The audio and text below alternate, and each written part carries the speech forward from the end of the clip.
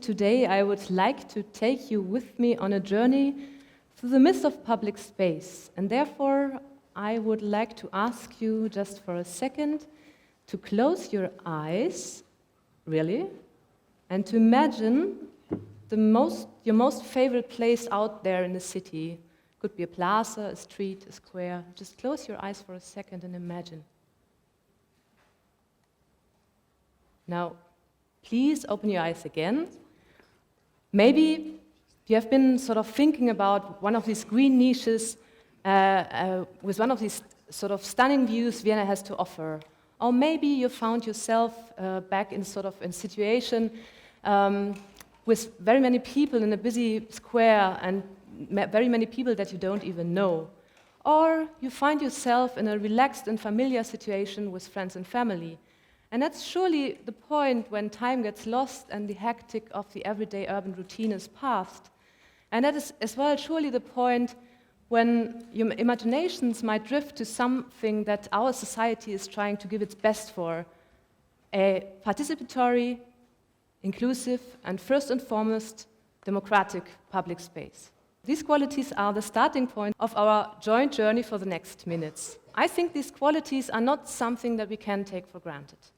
My first point here is that public spaces are an achievement of urban societies, urban dwellers and citizens over centuries. They have been culturally and socially produced over a long time.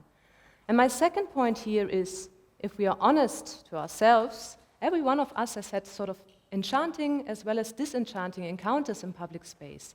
And all these unpredictable and unplanned encounters, public encounters, they make our urban experience a very lively one and sort of very intensive. And we learn a lot of lessons from that. So I would like to propose a different reading of public space. And therefore, I would like to take you with me on a journey, and the journey will have 3 stops. First stop is Madrid, second stop is Vienna, and third stop is Berlin. Stop 1. Madrid has been struck by sort of the great Spanish recession, as have been other cities, and sort of by housing bubbles. And when you go to Madrid these days, you will find a lot of architecture offices actually who have lost their work base. So, they don't have any clients anymore because there are no projects. And so what they do is they set up NGOs and partly work for the cultural sector. And what they do is like do-it-yourself urbanism activities. They train young people, unemployed people, but also elderly people that are out of work. They train them in public space how to produce, for example, furniture. And this furniture is given back to public schools because it's lacking there, or to public space. And usually the material is recycled from material that is there. It's because there's no money for material either. And so, on the one hand, we see this productivity, but on the other hand, we see that these professional networks actually, they join in public spaces with other people, and they state socio-political demands and material claims. So they form a critical counter-public, especially for those people who have lost their home and occupation. And here it's important because the first sort of signs of the financial crisis do not necessarily get visible in public space, because they usually get visible behind the private curtains of guilt and shame. Imagine many families, many people, they have lost their homes in terms of financial capitalism, austerity politics, they have had mortgages which they couldn't pay back. There are sort of foreclosures, an increase in the foreclosures and evictions. And in this moment, public space really serves a base for human needs. And it's interesting that through mobilization and information by NGOs like the Plataforma de Afectados por la Hipoteca, the PAH movement, these seemingly private problems they are taken out of the households and they are sort of tied together in public space in order to show that actually it's not a private problem, it's a structural problem. And it's very interesting what's happening.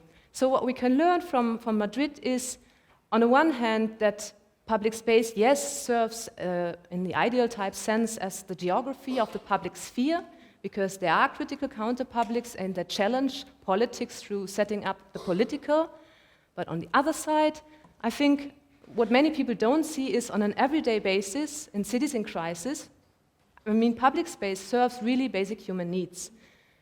if people lose their homes, or I mean, if they just live out on the streets, public space, they habit public space. So if it's just for a day or a week or a month, it's really important for public space designers to have in mind that we need to provide basic access and free access to water, electricity, energy, maybe food, maybe shelter, or maybe the internet.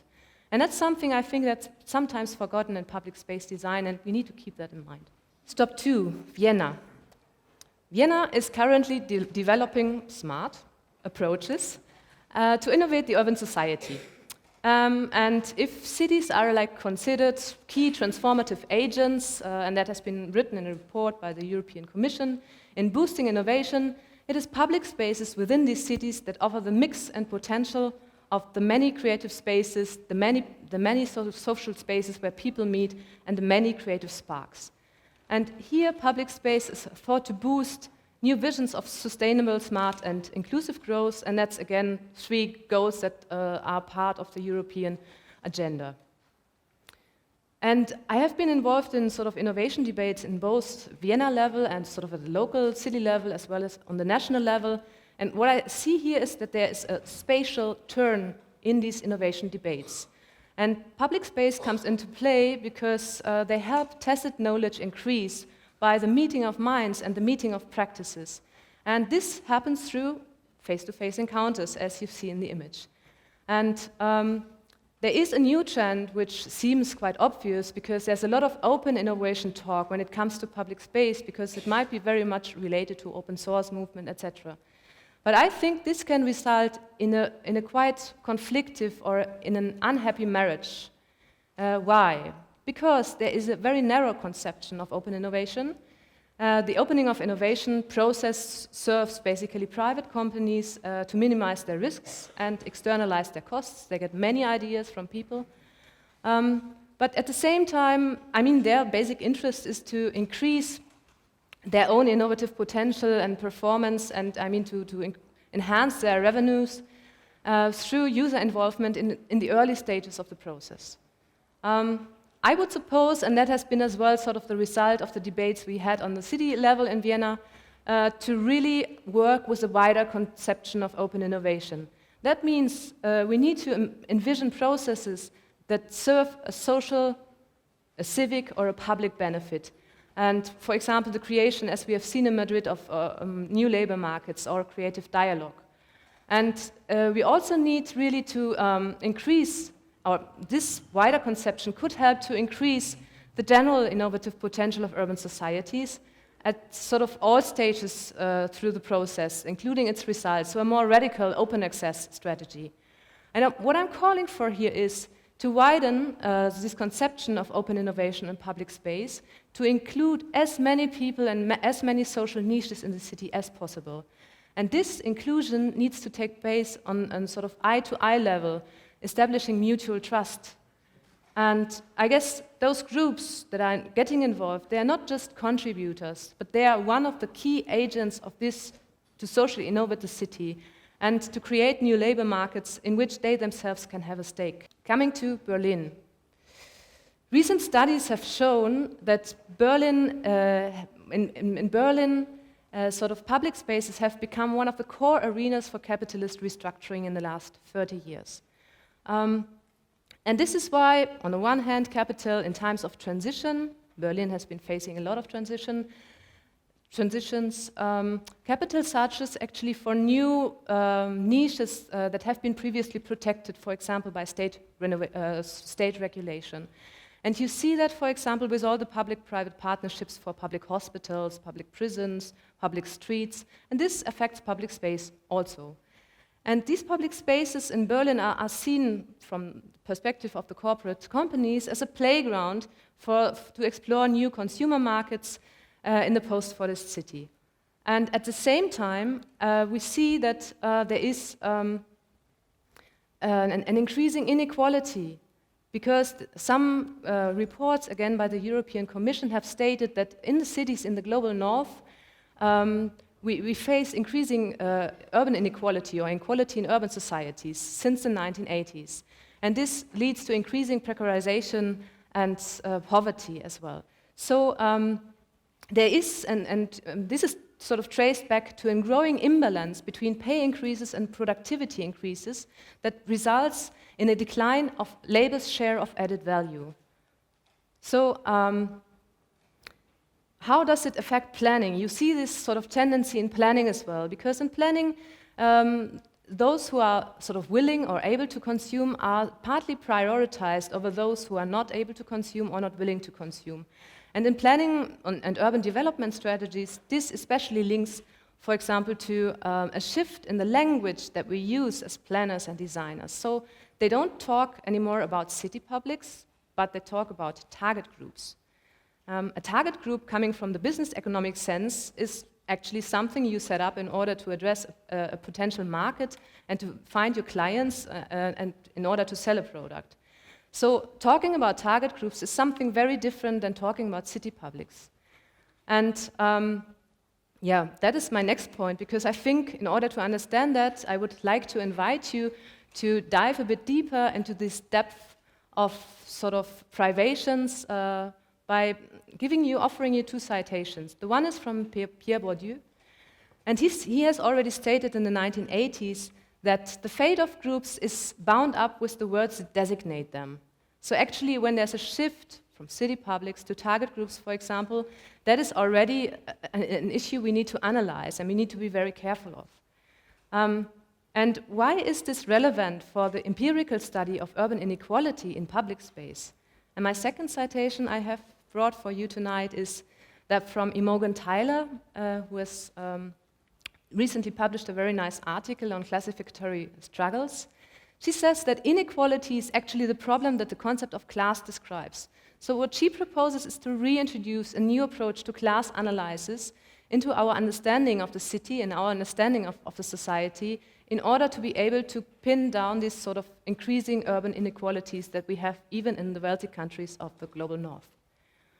So from that point, I can say that those who are actually not included in the plethora of target groups are actually those that occupy the public niches that the term city publics is able to sort of include. So we should go for more fair and inclusive concepts here. So now I will offer you in two steps my essences first. And this is, on the one hand, 3 dimensions for reflection.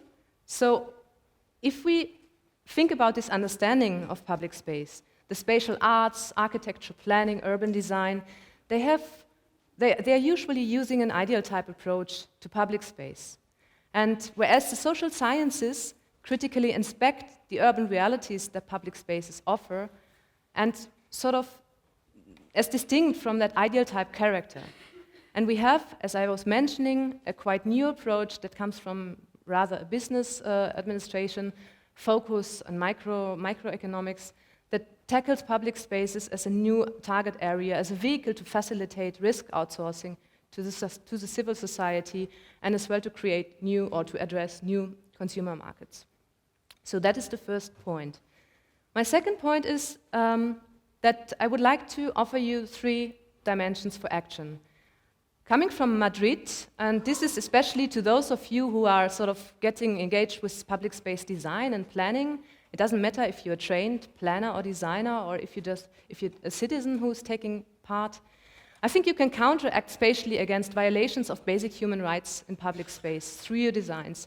And as we have seen, the basic human rights in Madrid was the violation against the sort of basic human right of decent housing. In Vienna, and this is more relating to all the public servants and policymakers among you, I think you can learn to anticipate pitfalls and dilemmas that come of microeconomic thought, that come along with new languages and trends, and you can try to counter-develop concepts of real civic, social, and public innovation. As for Berlin, and this is more relating to all of the researchers among you and scholars that are interested in sort of doing more empirical research, I think reintroducing class analysis into understanding of city publics is very viable, is very good in order to address the increasing inequalities of our urban societies. So the reading I propose here is to understand public space as an everyday counter space where people strive now for concrete utopia against these increasing inequalities in contemporary urban societies. And 3 points here: the different understanding of public space as an everyday counter space, learning to take action for your socio-political visions, taking action now as well for future generations. And now I would like to invite you to come back to the initial point of sort of departure, to just close your eyes again just a second, think of that place you have been imagining. So my takeaway message for you today is, every time you visit that place, your favorite place out there in the city, I think, please do not take its qualities for granted. If you want to keep this myth of public space going on, then you need to take action against rising inequalities now. Try to make your favorite place more participatory, more inclusive, and more democratic. You can open your eyes again. Thank you.